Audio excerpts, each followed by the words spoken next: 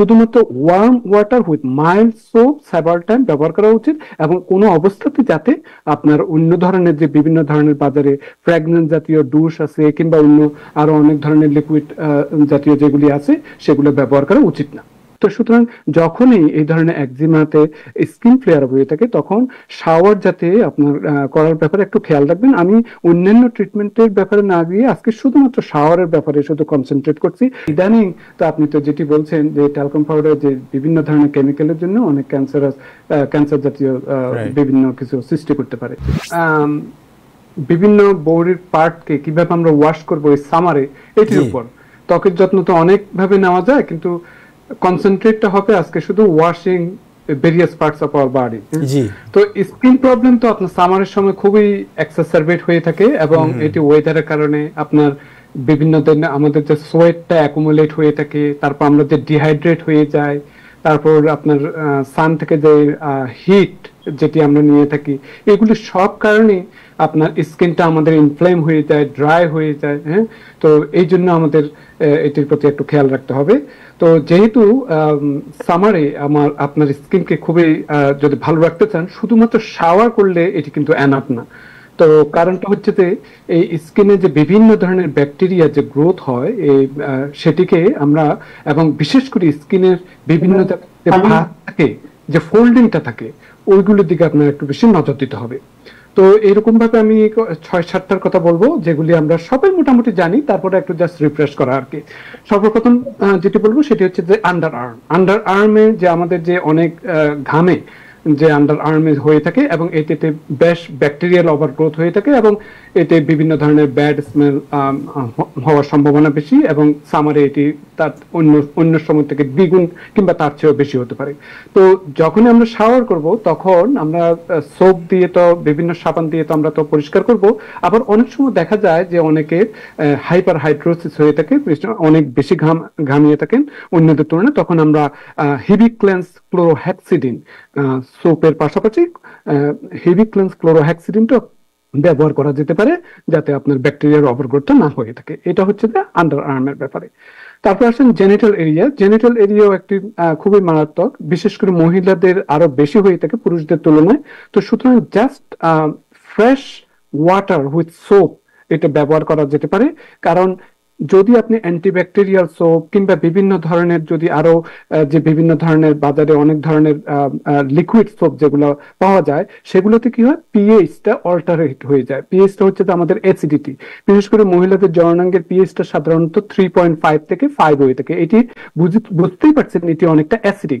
এই অ্যাসিডিক হওয়ার জন্য আল্লাহ রাব্বুল আলামিন এটি একটি প্রোটেক্টিভ হিসেবে ব্যবহার করছে, যাতে এই ল্যাক্টোব্যাসিলাসটা যাতে আপনার সেখানে থাকে, যাতে অন্য কোনো বাজে ব্যাকটেরিয়া কিংবা ফাঙ্গাল যেমন ক্যান্ডিডা আলবিকান যাতে গ্রোথ না হতে পারে, সেজন্য এটি এইভাবে সৃষ্টি করেছেন আল্লাহ রাব্বুল আলামিন। এবং এটি যদি হয়ে থাকে, আপনারা বুঝতেই পারছেন যাদের হয়ে থাকে তাদের ইচিনেস কিংবা ইনফ্লামেশন কিংবা UTI type of symptom, means burning sensation বা ফ্রিকোয়েন্সি, এগুলো হতে পারে। তো এই জন্য শুধুমাত্র worm water with mild soap several time ব্যবহার করা উচিত, এবং কোনো অবস্থাতে যাতে আপনার অন্য ধরনের যে বিভিন্ন ধরনের বাজারে ফ্র্যাগনেন্স জাতীয় ডুশ আছে কিংবা অন্য আরো অনেক ধরনের লিকুইড জাতীয় যেগুলি আছে সেগুলো ব্যবহার করা উচিত না। তারপর নাম্বার 3, আর পুরুষদের বেলায় বিশেষ করে স্কিন ফোল্ডের বেলায় স্কিন ফোল্ডটাকে যাতে রিট্র্যাক্ট করা হয়ে থাকে, যাতে কোনো অবস্থাতে যাতে আপনার স্ম্যাগমা যাতে না থাকে, সাদা জাতীয় কিংবা ইনফ্লেম যাতে না হয়ে থাকে, সোপ এবং ওয়ার্ম ওয়াটার দিয়ে দিতে হবে, না হলে এটি বিভিন্ন ধরনের ব্যাকটেরিয়া ওভারগ্রোথ হতে পারে। তারপর 3 নম্বরে বলবো আমি ফিট, আমাদের পায়ের বিভিন্ন, আমাদের অনেকের হিলটা ক্র্যাক হয়ে থাকে। এই হিলটা ক্র্যাক হওয়ার কারণ হচ্ছে যে আমরা যেটা পায়ের গোড়ালি যেটা ফেটে যায় বলি, সেটি অনেক সময় আপনার ডিহাইড্রেশনের জন্য কিংবা একজিমার জন্য কিংবা সোরাইসিসের জন্য, এই ধরনের অনেক কিছুর জন্য হতে পারে। তো এই সময় সাধারণত জুতোটা সব সময় যাতে অনবরত যাতে না পরে, যদি আমরা যদি স্যান্ডেল ব্যবহার করতে পারি, যাতে একটু যাতে এয়ার এক্সপোজটা হতে পারে পায়ে, সেদিকে একটু খেয়াল রাখতে হবে। আর যখনই আমরা ওযু করি কিংবা গোসল করি, যাতে পায়ের প্রতিটা আঙ্গুলের মাঝখানে যাতে ভালোভাবে সেটি ওয়াশ হয়ে থাকে সাবান দিয়ে, ওয়ার্ম ওয়াটার দিয়ে, সেদিকে আমাদেরকে খেয়াল রাখতে হবে।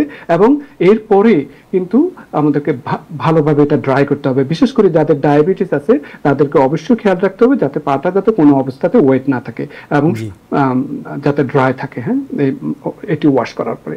তারপর আরেকটা 4 নম্বর বলবো যেটা হচ্ছে যে বাটকটা আমরা অনেক সময় বাহিরে বিভিন্ন টয়লেট সিটে যদি বসে থাকি, এটি বসার আগে যাতে খুবই ভালোভাবে যাতে এটা ক্লিন থাকে এবং এটি যাতে স্যানিটাইজ থাকে, কিংবা টয়লেট সিটের ব্যবস্থা যদি থাকে যেগুলো ডিসপোজেবল সেগুলো অবশ্যই ব্যবহার করতে হবে। এবং এরপরে আপনি যখনই পানির সংস্পর্শে আসবেন কিংবা বাসায় আসবেন, ভালোভাবে যাতে এটা পানি দিয়ে যাতে ধোয়া হয়ে থাকে সোপ সহ, সেদিকে খেয়াল রাখতে হবে। এবং যদি লাইসল থাকে বা ওই ধরনের কোনো অ্যান্টিসেপটিক জাতীয় কোনো ধরনের যদি স্প্রে থাকে তাহলে তো ভালোই।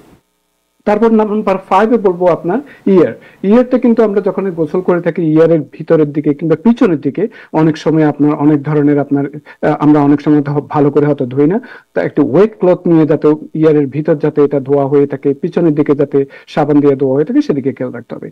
তারপর নাম্বার 6 বলবো যে এটি বেলি বাটনটা কিন্তু আপনার এগেইন খুবই আমরা অনেক সময় ইগনোর করে থাকি, বিশেষ করে শাওয়ারের সময়। এবং অনেক সময় দেখা যায় যে এটি যদি সাবান কিংবা যদি না ধুয়ে থাকে তাহলে অনেক সময় এটি বিভিন্ন ব্যাড অর্ডার সৃষ্টি করে থাকে। তো সুতরাং ওয়াশ ক্লথ দিয়ে যাতে এটি ধোয়া হয়ে থাকে সেদিকে খেয়াল রাখতে হবে। তারপর আরেকটা বলবি skin in general flair up, বিশেষ করে যাদের আপনার একজিমা হয়ে থাকে, যে যখন তার কিছুদিন আগে বলবেন যে একটা ছোট্ট বাচ্চার অনেক একজিমা হয়েছে এবং ওনার কাছে খারাপ লেগেছে, আমার বাচ্চারও ছোট অবস্থা অনেক স্কিনের প্রবলেম হয়েছিল, সুতরাং আমি জানি এটি কত যে মারাত্মক এবং কত যে কষ্টকর একটা বাচ্চার স্কিন ফ্লেয়ার আপটা দেখে। তো সুতরাং যখনই এই ধরনের একজিমাতে স্কিন ফ্লেয়ার হয়ে থাকে তখন শাওয়ার যাতে আপনার করার ব্যাপারে একটু খেয়াল রাখবেন। আমি অন্যান্য ট্রিটমেন্টের ব্যাপারে না গিয়ে আজকে শুধুমাত্র শাওয়ারের ব্যাপারে শুধু কনসেন্ট্রেট করছি। তো এই শাওয়ারটা যাতে খুবই যাতে গরম না হয়ে থাকে, খুবই ঠান্ডা যাতে না হয়ে থাকে সেদিকে খেয়াল রাখতে হবে, কারণ এটি স্কিনকে ইরিটেট করে একটি। আর দ্বিতীয়ত হচ্ছে যে শাওয়ারটা যাতে খুবই ব্রিফ হয়ে থাকে, কোনো অবস্থাতে যাতে 10 মিনিটের বেশি যাতে না হয়ে থাকে সেদিকে খেয়াল রাখতে হবে। এবং শাওয়ারের পরপরই এটিকে বিভিন্ন টাওয়াল দিয়ে যাতে অনবরত যাতে ঘষা যাতে না দিই, কিংবা এইভাবে প্যাড করে যাতে স্কিনটাকে ড্রাই করা হয়ে থাকে সেদিকে খেয়াল রাখতে হবে। এবং ময়েশ্চারাইজার যদি আমরা ব্যবহার করতে পারি শাওয়ারের পরপর সেদিকেও ব্যবস্থা করা যেতে পারে। আবার অনেক সময় স্কিন যদি খুবই ইরিটেটেড হয়ে থাকে, ডিসকমফোর্ট ফিল করে থাকে, অনেক সময় আমরা কি করি, তাই আমরা যে বিভিন্ন ধরনের ব্লিচ যে ব্যবহার করে থাকি, এটি 1 কোয়ার্টার কাপে ব্লিচটা যদি আপনার 40 গ্যালন বাথটাবের ভিতর দিয়ে যদি আপনি 10 মিনিট যদি বসেন, সেটি আপনার ভালো উপকার পেতে পারেন। আবার অনেক সময় আমরা যে ওট মিল খেয়ে থাকি কিংবা বাজারে আপনার এভিনো জাতীয় ওট মিলের বিভিন্ন ধরনের প্যাকেটও আছে, সেগুলো আপনি আপনার বাথটাবে দিয়ে একটু সুদিং কমফোর্ট ফিল করা যেতে পারে। তো সুতরাং এগুলো দেখতে পারেন। আর আমি পায়ের ব্যাপারে একটা জিনিস বলতে ভুলে গেছি, অনেকে পায়ে যদি অনেক খারাপ লাগে জলে এপসম সল্ট দিয়ে আপনার পানির মধ্যে দিয়ে পাকে আপনি ভিজিয়ে রাখতে পারেন, সেটিও আপনার উপকার দিতে পারে। আর সবশেষে যেটা বলবো সেটা হচ্ছে যে আপনার বিভিন্ন হেয়ার বা স্কাল্প আমরা যে শ্যাম্পু ব্যবহার করে থাকি সেদিকে একটু সামান্য একটু করে বলবো। এই গরমকালে আমাদের যেরকম ড্রাই হয়ে যায় স্কিন স্কাল্পটা, তারপর বিভিন্ন ধরনের ঘামে অনেক সময় হয়তো অয়েলগুলো ডিপোজিট হয়ে থাকে, তো সুতরাং এগুলি কিন্তু আপনার রিমুভ করতে হবে। এবং সেইভাবে শীতের জন্য গরমের জন্য বিভিন্ন ধরনের শ্যাম্পু আছে, আবার কন্ডিশনার আছে। সাধারণত শ্যাম্পুটা যখন ব্যবহার করুন সেটি ওয়ার্ম ওয়াটার দিয়ে হতে হবে এবং এটি একদম হেয়ারের কিউটিকেলের গোড়া থেকে হতে হবে। এবং পরে প্রায় 3 মিনিট পর্যন্ত আপনার মাসাজ করবেন স্কাল্পকে, এরপরে এটা প্রায় 3 মিনিট পর্যন্ত ধৌত করবেন। ধৌত করার পরে যখন কন্ডিশনারটা ব্যবহার করবেন তখন সেটি কোল্ড ওয়াটার হতে হবে।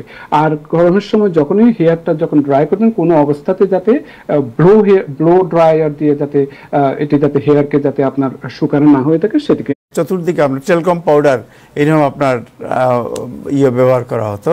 এখন আপনি তো জানেন যে জনসনের যে পাউডার, এই পাউডার বাচ্চাদের ব্যবহার করার পরে ক্যান্সার হওয়ার কারণে অনেক মানে বড় বড় মামলা হয়েছে। সো আমার মনে হয় যে it's safe not to use any kind of powder in the body, right?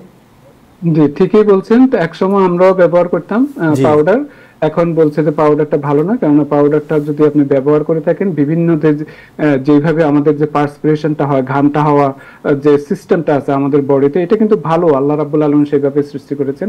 এবং এটি যদি আপনি ক্লক করে ফেলেন পাউডার দিয়ে, সেটি অ্যাকুমুলেট হয়ে ভিতরে বিভিন্ন ধরনের স্কিনের প্রবলেম করতে পারে। আর ইদানিং তো আপনি তো যেটি বলছেন যে ট্যালকম পাউডার যে বিভিন্ন ধরনের কেমিক্যালের জন্য অনেক ক্যান্সার জাতীয় বিভিন্ন কিছু সৃষ্টি করতে পারে।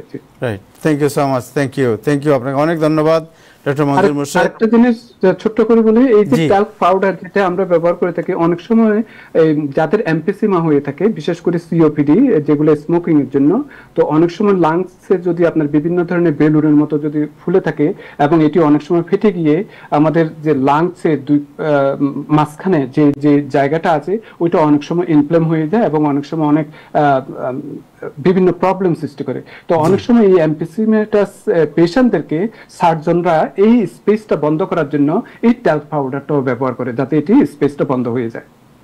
থ্যাংক ইউ, আপনাকে অনেক ধন্যবাদ, অনেক অনেক ধন্যবাদ।